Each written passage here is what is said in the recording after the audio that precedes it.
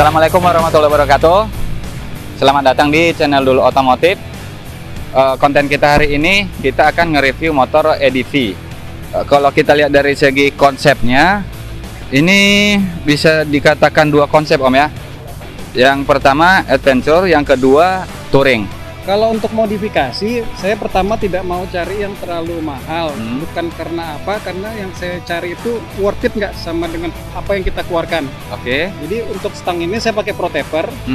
Untuk harga di kisaran di bawah 200.000. Oke. Terus penambahan handguard Ya. supaya aman. Karena pengalaman saya sebelumnya pakai motor pernah senggol mobil, jadi rem itu neken.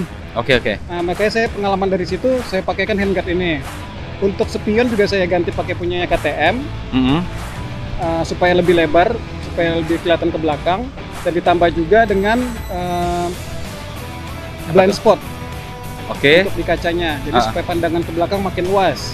Nah, ini kan kalau dari segi mereknya kan ini Honda Om. Iya. Nah, spionnya kita ganti pakai KTM. Emang masuk Om?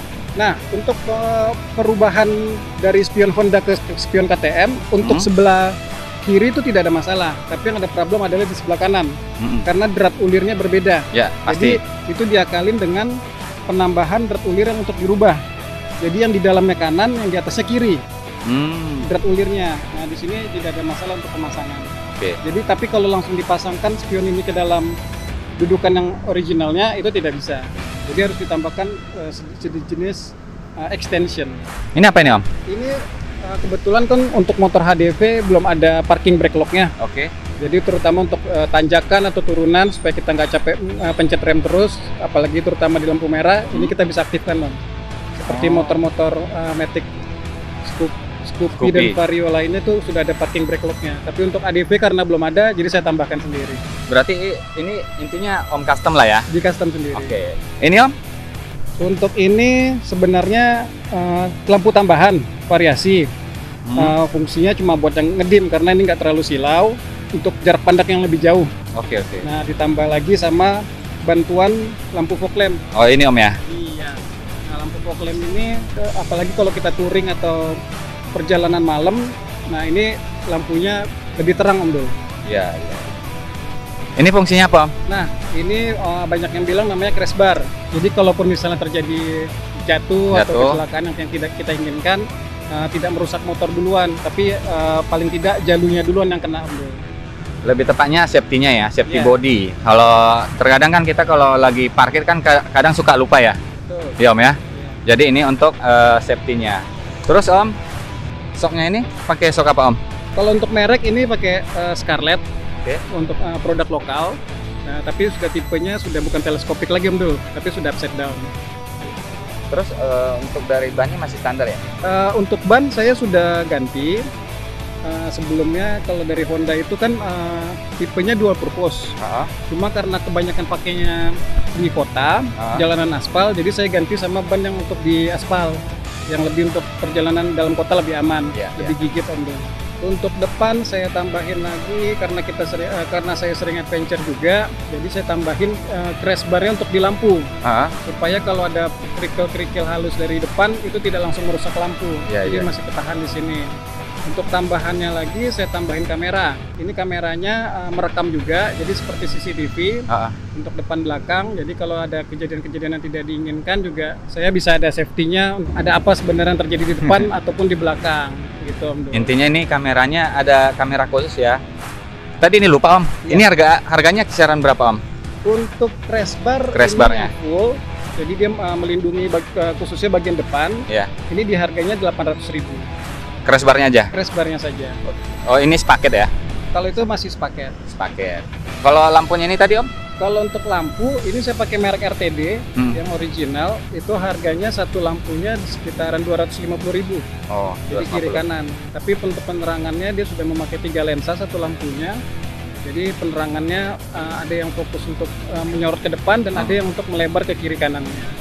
Untuk upside down merek Scarlett di sekitaran harga 1.500.000. Woi, lumayan juga ya harganya. Untuk motor Matic lumayan harganya. Oke. Ini Om, kita pakai ini kalau saya lihat ya. Ini kan bukan stiker Om ya? Bukan.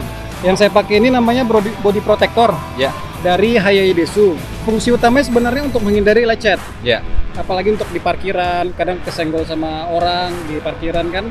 Nah, ini cukup sangat membantu untuk melindungi bodi motor. Fungsinya lebih ke safety juga sih sebenarnya. Safety bener, Om. Oke. Terus kita masuk ke box, Om. Ya. Itu pakai box apa, Om? Merek apa, Om?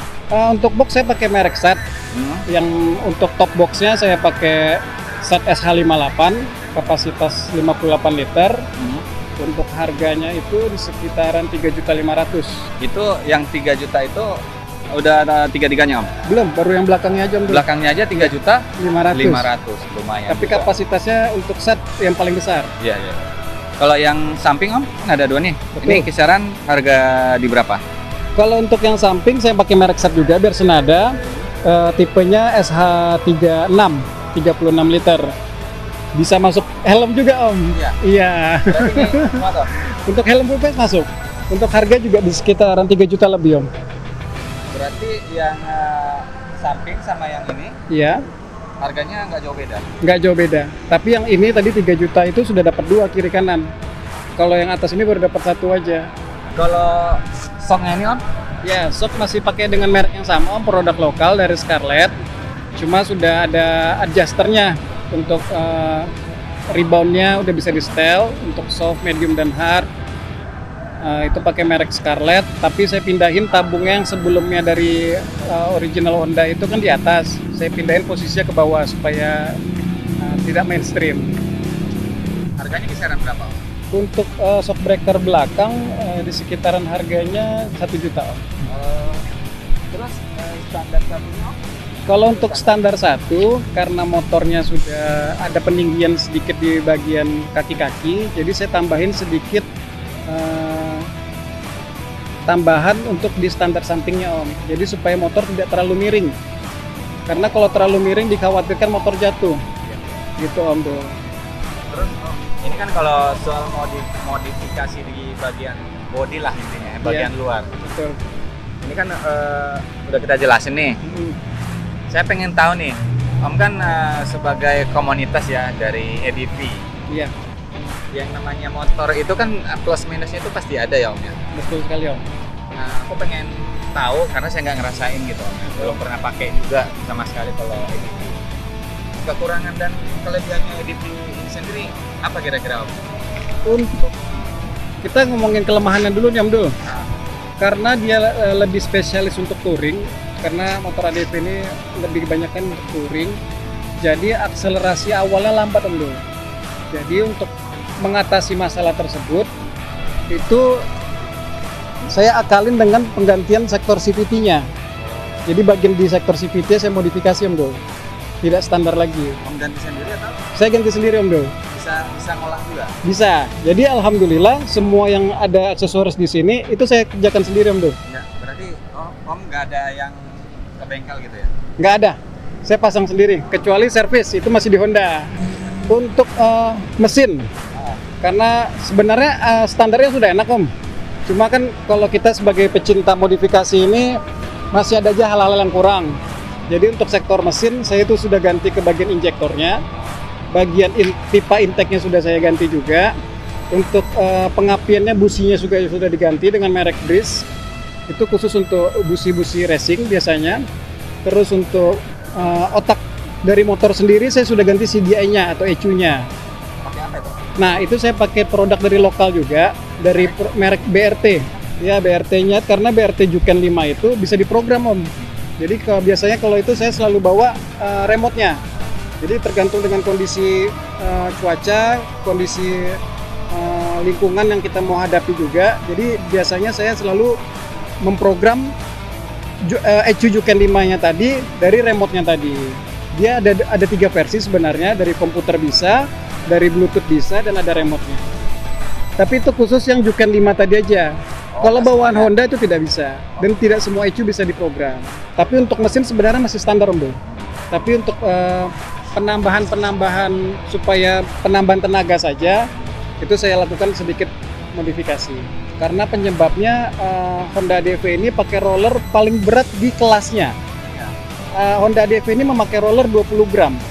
Kalau yang biasanya? Untuk PCX sendiri aja itu masih di 18 gram. 2 gram.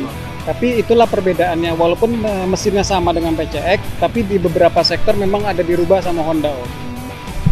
Terus apa lagi Om yang belum kesebut sama kita tadi? Ada beberapa lagi nih Om. Tadi kan ada kamera di depan dan belakang. Nah itu untuk pengaturannya ada di dalam jok. Karena sebenarnya bisa taruh di luar, cuma khawatir hujan dan parkir nanti takut hilang. Nah, satu lagi saya tambahin TPMS, Tire Pressure Monitoring System. Itu yang mana Om? Ini yang di dalam Om, yang di dalam sini. Oh iya. Fungsinya untuk memantau tekanan angin ban. Oh itu larinya ke ban? Iya. Jadi ada sensor di ban depan dan belakang, khususnya di bagian pentilnya. Itu untuk memantau tekanan angin bannya. Tekanan angin ya. Jadi kalau angin ban berkurang, dia akan mengeluarkan suara yang untuk memberitahukan kita kalau ban ada kenapa-napa. Berarti intinya sensor ya? Sensor, lagi-lagi sensor dan untuk safety juga Om. Mau gimana pun modifikasinya sebenarnya itu tergantung kenyamanan kita semua Om ya. Jadi jangan karena orang dilihatnya, oh bagus ya aku pengen juga. Ataunya ini hanya buang-buang duit ya Om ya? Lebih kurang seperti itu. Iya. Untuk menambah kenyamanan nih Om Dul, karena sering adventure dan touring. Kebetulan istri saya juga kan suka ikut touring nih sama saya. Jadi untuk komunikasi supaya nggak teriak-teriakan di jalan, itu saya tambahin intercom di helm. Oh, oke. Nah, helm istri saya juga saya tambahin intercom. Jadi untuk komunikasi tinggal ngomong aja. Nah, jadi juga untuk dalam perjalanan supaya nggak bosan bisa dengerin musik dari handphone, bisa jawab telepon, dan untuk terutama untuk komunikasi sama pasangan kita. Berarti ini satu set ya, depan belakang? Iya, atau satu set Om. Oh satu set ya. Tapi sebenarnya ini juga bagus untuk touring. Jadi kalau ada rider lain yang make, itu kita bisa berkomunikasi dengan mereka Om. Jaraknya bisa 1 km. Lumayan jauh juga. Jaraknya. Betul. Kalau harganya kisaran berapa ini Om? Untuk harga, lagi-lagi kembali saya tadi dari awal saya bilang sama Om Dul, kalau saya tidak pernah nyari harga yang overpriced, jadi yang worth it dengan harganya saja. Untuk harga ini di sekitaran 500.000 Om. Oke, mungkin itu aja Om ya. Lebih kurang seperti itu Om Dul. Saya ucapkan terima kasih banyak buat Om Ega yang bersedia kita review motornya dari luar. Dari bagian luar, bagian dalam itu tadi banyak banget yang dijelasin sama Om Ega, termasuk untuk mesin, untuk kompresi segala macam, dari sampai ke ban juga dibahas, tekanan anginnya dibahas sama Om Ega juga. Nah itu aja, saya ucapkan terima kasih buat teman-teman yang nonton, dan terima kasih banyak juga buat Om Ega. Sama-sama Om. Ya Om, terima kasih banyak. Terus buat teman-teman yang nonton, jangan lupa subscribe, like, dan komen, dan share. Itu aja. Assalamualaikum warahmatullahi wabarakatuh.